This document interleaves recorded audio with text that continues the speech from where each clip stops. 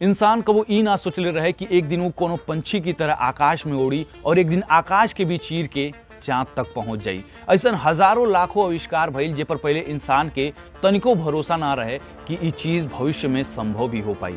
भविष्य यानी कि फ्यूचर का कबो ऐसा संभव बा कि कोनो इंसान समय के लांग के अपनी भविष्य में जा सके या फिर वापस अपनी भूतकाल में जा सके, यानी कि उस समय यात्रा कर सके। ए पर विश्वास कईल तनी मुश्किल लागता। समय यात्रा पर कई गो काल्पनिक कहानी लिखल जा चुकल बा, ए पर कई गो फिल्म भी बन चुकल बा और आज के हमनी के कहानी भी कुछ ऐसने बा। आज से 67 साल पहले एगो यूरोपीय हवाई जहाज जापान के राजधानी टोक्यो के हैनेडा एयरपोर्ट पर लैंड भइल। उस समय दोपहर के करीब 1:30 बजत रहे। हवाई जहाज के लैंड भइला के बाद से सब यात्री नीचे उतरना सन और चेकआउट काउंटर की ओर बढ़ना सन, जहां यात्रियन के पासपोर्ट के जांच होत रहे। तबे ये यात्रियन में एगो यात्री के पासपोर्ट देख के जांच करे वाला अधिकारी के सिर चकरा गई। अधिकारी के हैरानी के वजह रहे यात्री के पासपोर्ट पर छपल ओकरी देश के नाम रहे टॉरेड। वो अधिकारी रोज हजारों लोग के पासपोर्ट चेक करे और वो अधिकतर देश के नाम से परिचित हो गए रहे, पर आज तक वो टॉरेड देश के नाम कब्बो न सुनले रहे। वो जांच अधिकारी अपनी और भी सहयोगियन से एक पासपोर्ट के दिखौलस कि शायद वो एक टॉरेड देश के बारे में कुछ जानत हुई लोग, पर जे भी वो पासपोर्ट के दिखलस सब हैरानी रह गई।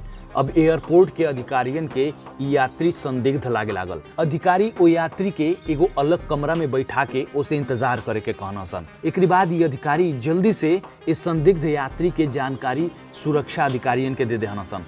सुरक्षा अधिकारी ओ यात्री के पास पहुंचल लोग और वो यात्री से पूछल लोग कि आखिर तो टोक्यो में करे काइल बड़ा। तब संदिग्ध यात्री वो अधिकारियन के जवाब देहलस कि वो एगो व्यवसायी है और वो अपनी व्यवसाय के चक्कर में टोक्यो के एगो कंपनी में मीटिंग खातिर आइल बा। वो बतैलस कि टोक्यो के एगो होटल में ओकर कमरा भी बुक बा।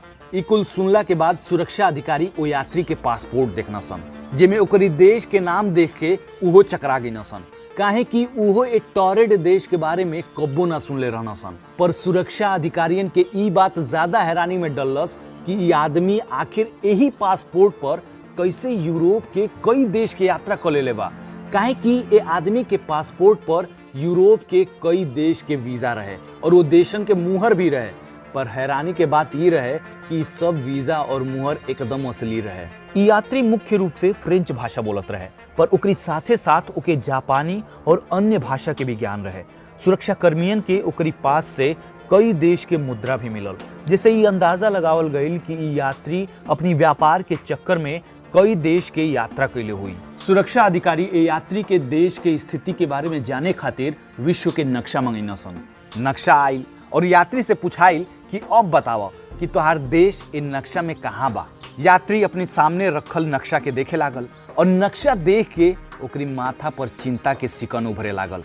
उ परेशान होके नक्शा पर एक जगह ही उंगली रख के कहलस, हमार देश एकदम यही जगह पर बा, पर पता ना काहे इन नक्शा में हमरी देश टॉरेड के जगह पर अंडोरा लिखल बा। रउआ सबके जानकारी खातिर बता दी कि अंडोरा एगो बहुत छोटा सा देश है जौन फ्रांस और स्पेन के सीमा से घिरल बा। एने उ यात्री झुंझला गई और अधिकारियन से कहलस कि तू लोग नक्शा ही गलत ले आइल बड़ा जा, काहे कि हमार देश 1000 साल से यही जगह पर स्थित बा, ओइजा कोनो अंडोरा देश नहीं खे।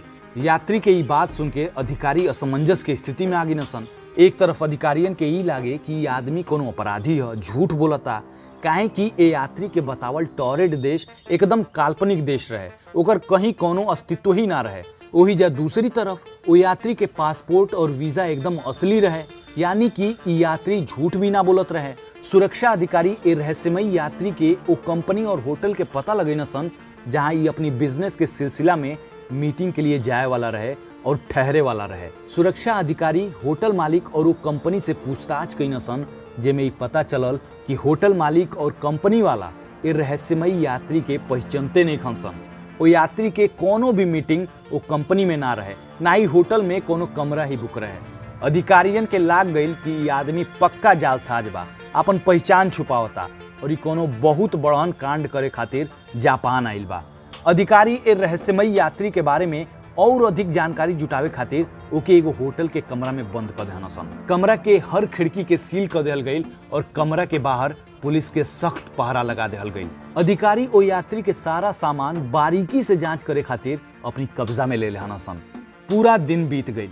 पुलिस द्वारा यात्री के कमरा में रात के खाना वाना पहुंचा देहल गई। रात भी बीत गई। फिर सुबेर भइल। पहरा देवे वाला पुलिस रहस्यमयी यात्री के सुबह के नाश्ता देवे खातिर ओकरी कमरा के दरवाजा खोलल लोग, पर दरवाजा खोलते पुलिस वालन के हालत खराब हो गई। यात्री अपनी कमरा से गायब रहे। कमरा के हर कोना में यात्री के देखल गई, पर यात्री ना मिलल। कमरा के खिड़कियन के सील के चेक कइल गई, कहीं यात्री खिड़की से तना भाग गई ह, पर खिड़कियन के सील जस के तस रहे। ओ रात पुलिस वाला यात्री के दरवाजा के बाहर खड़ा होके मुस्तैदी से पहरा देले रहना सन। फिर ऐसे कैसे हो गई कि यात्री अपनी कमरा से गायब हो गई। गजब तो तब हो गई जब सुरक्षा अधिकारियों के ई पता चलल कि ओ लोग के पास यात्री के जब्त कईल पासपोर्ट, वीजा और अन्य सामान भी बड़ी रहस्यमयी तरीका से गायब हो गई बा। पुलिस द्वारा बहुत छानबीन कईल गई, पर ई ना पता चलल कि आखिर यात्री कहाँ गायब हो गई।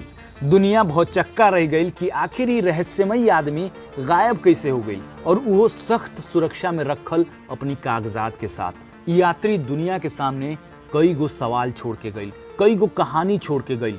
कई लोग कहेला कि रहस्यमयी यात्री गलती से भविष्य से भूतकाल में आ गई रहे और वो वापस फिर से अपनी समय में चल गई। कुछ लोग कहेला कि यात्री कोनो और दुनिया के रहे।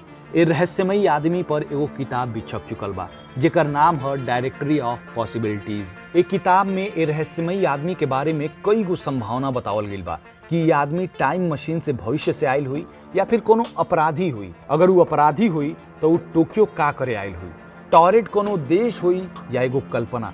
ऐसने बहुत सारा संभावना के एक किताब में व्यक्त कइल गइल बा। खैर, आज ये घटना के करीब 67 साल हो गइल बा, पर आज तक ई ना पता चलल कि वो यात्री कौन रहे, वो जापान का करे आयल रहे, वो अंडोरा के टॉरेट देश काहे बतावत रहे। ऐसन कौन शक्ति रहे जिसे वो अचानक होटल के कमरा से गायब हो गई। इस सब रहस्य आज तक अनसुलझा ही बा। अगर हुआ कि वीडियो अच्छा लागल है तो वीडियो के लाइक करी, चैनल के सब्सक्राइब करी और वीडियो के अधिक से अधिक शेयर करी, ताकि अधिक से अधिक लोग के पता चल सके कि भोजपुरी में कुछ अच्छा बनता, कुछ बेहतर बनता। नमस्ते।